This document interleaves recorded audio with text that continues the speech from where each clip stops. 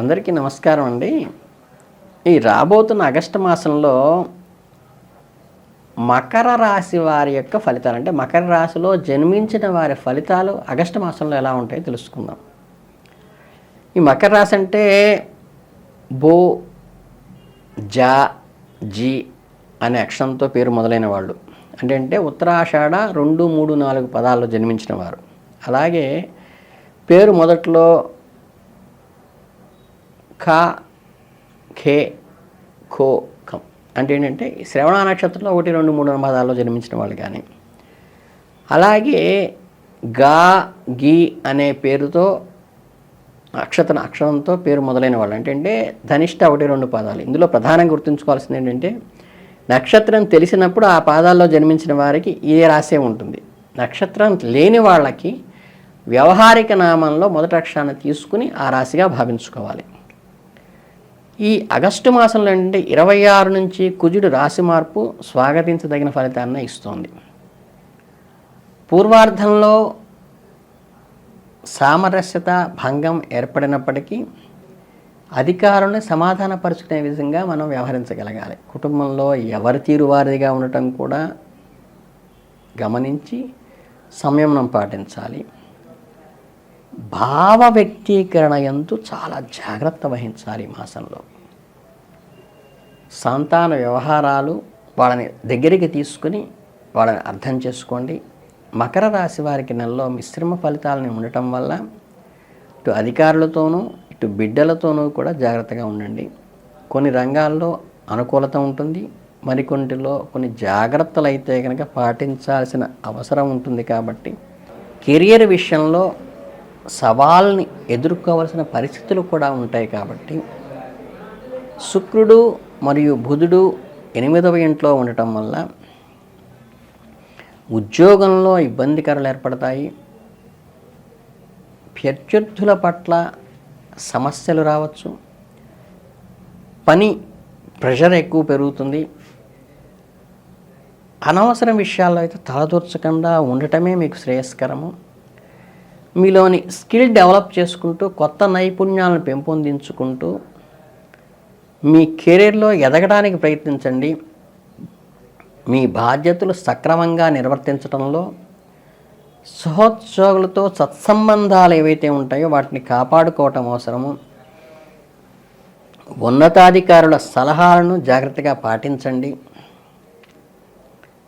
మీ communication skills అంటే ఏంటంటే 10 మందితో మీ మాట పొరపచ్చం లేకుండా ఉండటమే మీకు ఈ నెలలో ప్రధానమైనటువంటి భూమిక మీకు అనుకూలంగా ఉంటుంది.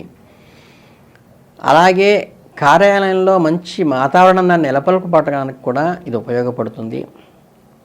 ఆర్థికంగా ఈ నెల ప్రారంభంలో మంచి అవకాశాలే వస్తాయి.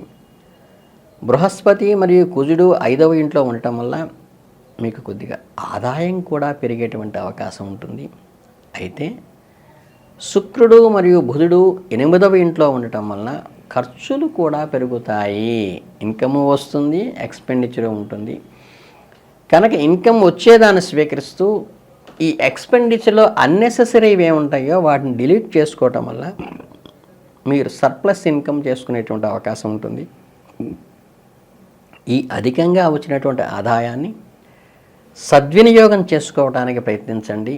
వీలైతే సేవింగ్ చేసుకోండి, తప్పితే ఖర్చులు తగ్గించుకోండి. అలాగే విద్యార్థులకైతే కనుక ఈ నెల ప్రారంభంలో కొంత కష్టంగా అనిపించిన మీ ధైర్యంతో స్వయం కృషితో కష్టపడి చదివి మంచి ఫలితాలను పొందుతారు. మీ చదువుపై పూర్తిగా దృష్టిని పెట్టాలి. అనవసరమైన విషయాలు, అనవసరమైన మిత్రులతో దూరంగా ఉండండి.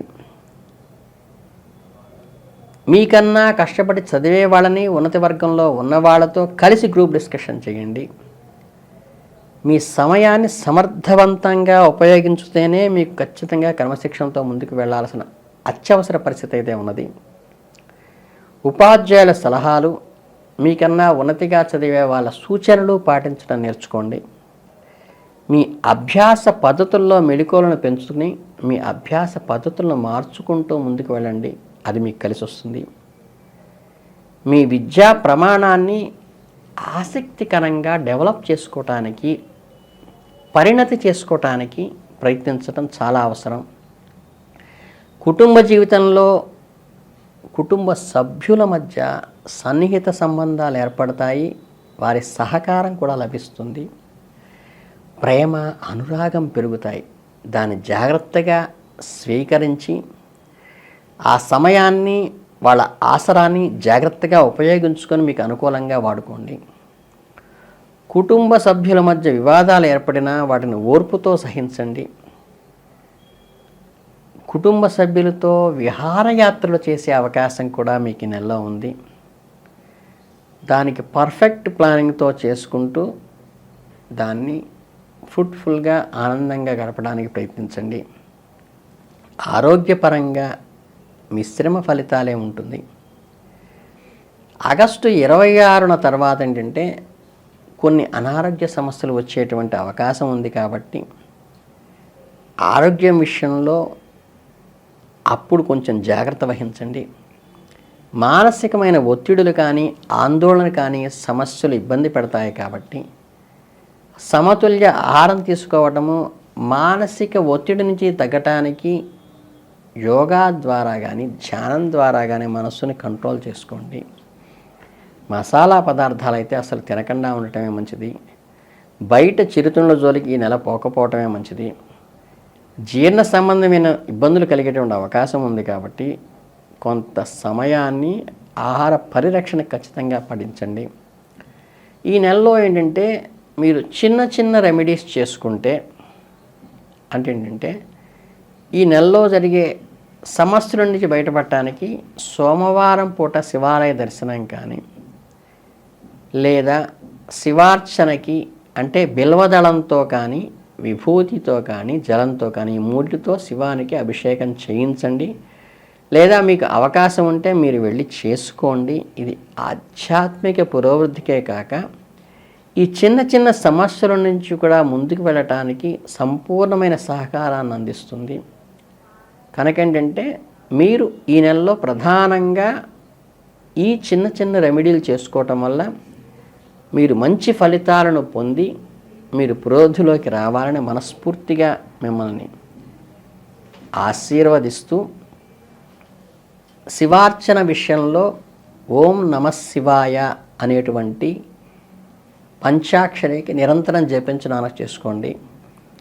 అలాగే మహామృత్యుంజయ మంత్రం కూడా మీరు త్రయంబకం యజామహే సుగంధిం పుష్టివర్ధనం ఊర్వారుకమివ వందనార్ మృత్యోయమ అమృతాత్ అనే మంత్రం చేసుకోవటం వల్ల కూడా ఈ ఆగస్టు 26 తర్వాత కొంచెం అనారోగ్య సమస్యలు వస్తుంది. కాబట్టి దీన్ని జాగ్రత్తగా పరిష్కరించడానికి మృత్యుంజయ మంత్రం చేయటం కానీ, విభూతిని ధరించడం వల్ల కానీ మీకు శివానుగ్రహం పూర్తిగా కలుగుతుంది. తర్వాత ఏంటంటే ఈ శివాలయానికి వెళ్ళినప్పుడు నంది వృషణాలను స్పృశించి, నంది శృంగములు అంటే కొమ్ముల మధ్యలో ఉంచి, మధ్యలో ఎవరు అడ్డం లేకుండా శివదర్శనం చేసుకోవటం వల్ల మీకు మంచి ఫలితాలను ఇస్తుంది. నంది చెవిలో మీకున్నటువంటి ఇబ్బందులను చెప్పటం వల్ల కూడా, న్యాయబద్ధమైన కోరికలను, ధర్మబద్ధమైన కోరికలు చెప్పటం వల్ల కూడా శివునికి అవి నివేదించబడి మీకు మంచి ఫలితాలు ఇస్తాయి. కనుకంటే గణపతి ఆరాధన, షణ్ముఖ ఆరాధన, నంది ఆరాధనతో శివుని మొప్పించి మీరు శివానుగ్రహం పొందాలి. విభూతి ధారణ చేయటం ఈ నెలంతా మంచిది. కాబట్టి ఈ చిన్న చిన్న రెమెడీస్ పాటిస్తే మీకు బ్రహ్మాండమైన అనుకూల ఫలితాలు ఇస్తుందని మనస్ఫూర్తిగా కోరుకుంటూ ఆశీర్వదిస్తూ ధన్యవాదాలు.